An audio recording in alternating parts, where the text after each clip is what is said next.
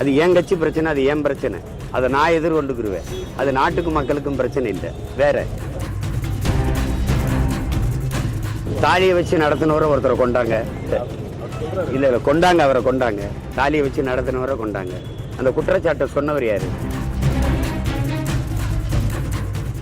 கடந்த 2 நாட்கள்ல நாம் தமிழர் கட்சியினுடைய மாவட்ட நிர்வாகிகள் பொறுப்புல இருந்து 2 பேர் விலகியிருக்காங்க கட்சியை விட்டு. தொடர்ந்து தலைமை மீது அதிருப்தியான குற்றச்சாட்டுகளை முன்வைக்கிறாங்க. அது இருக்கிறதா தம்பி.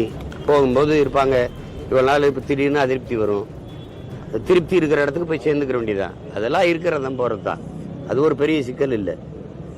இது நாட்டுக்கு மக்களுக்கு ஒன்றும் பிரச்சனை இல்லை. இல்ல அது இல்லை. அந்த மாதிரி பிரச்சனை தான் பேசுறாங்க. அது பேசிட்டு போறோம். பொது வழியில பேசுனா, என்னை பத்தி பேசுனா நீங்க போடுறீங்க, அதனால பேசுறாங்க. தனிப்பட்ட உங்க மீதான குற்றச்சாட்டுகள் வைக்கிறாங்க. கட்சியை நான் தானே நடத்தி போறப்ப என் மீதான குற்றச்சாட்டு வைக்க முடியும். கட்சியாக இருக்கும்போது நாங்க தாலியை வச்சுலாம் கட்சியை நடத்துறோம் அப்படின்ற குற்றச்சாட்டை தாலியை வச்சு நடத்தினவரை ஒருத்தரை கொண்டாங்க, இல்ல இல்ல கொண்டாங்க, அவரை கொண்டாங்க. தாலியை வச்சு நடத்தினவரை கொண்டாங்க. அந்த குற்றச்சாட்டை சொன்னவர் யாரு? 5 கோடி கட்சி பெற சொல்லி காசை வசூலிச்சுட்டாரு. அதை சொல்லணுமா? நான் சொல்லணுமா? சொல்லு. என் முகத்துக்காக எல்லாரும் வழக்கு கொடுக்காம பேசாம இருந்தான்.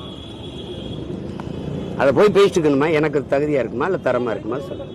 இதெல்லாம் சின்ன சின்னதா இருக்கும். கட்சிக்குள்ள ஒரு வளர்ற கட்சியில சில குறைகள் இருக்கும்போது சிலர் நகர்த்துறதா அப்படி இருக்கிறது தான்.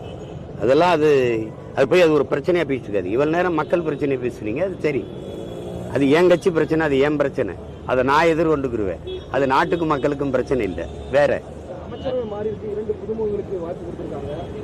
மாற்றம் பாருங்க. 40 மாதங்கள்ல 3 முறை அமைச்சரவை மாறி.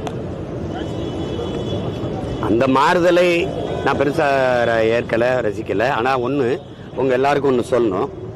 நீங்க ஆதி தமிழ் குடிகளுக்கு, ஒடுக்கப்பட்ட தமிழ் சமூக தேவேந்திரருக்கு, ஆதி தமிழ் குடிகள் பறையருக்கு இவங்க அவங்க அப்பா 5 முறை இருந்திருக்கிறாரு. இவர் இப்ப 3 ஆண்டுகளுக்கு மேல ஆயிடுச்சு.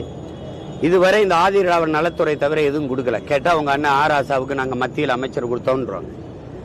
இங்க என்ன கொடுத்தீங்கிறதான் பேச்சு. திரும்ப திரும்ப நான் வலியுறுத்தி நாங்க பேசிட்டதுனால இப்ப ஆதி தமிழ் குடிகளின் வாக்கு, தேவேந்திர மக்களின் வாக்கு என்னை நோக்கி திரும்புதுன்னு நீங்க பொது தளத்துல கொண்டு போய் அவரை உயர்கல்வித்துறைக்கு போடுறீங்க. நானே கேட்டேன், நீ ஏன் கல்வியை கொடுத்தாலோ மருத்துவத்தை கொடுத்தாலோ என்ன நிர்வாகம் சரியில்லாம போயிருமான்னு கேட்ட பிறகு கடைசியா 1.5 ஆண்டு தேர்தல் வரை இருக்கும்போது நீங்க மாத்தி விடுறீங்க.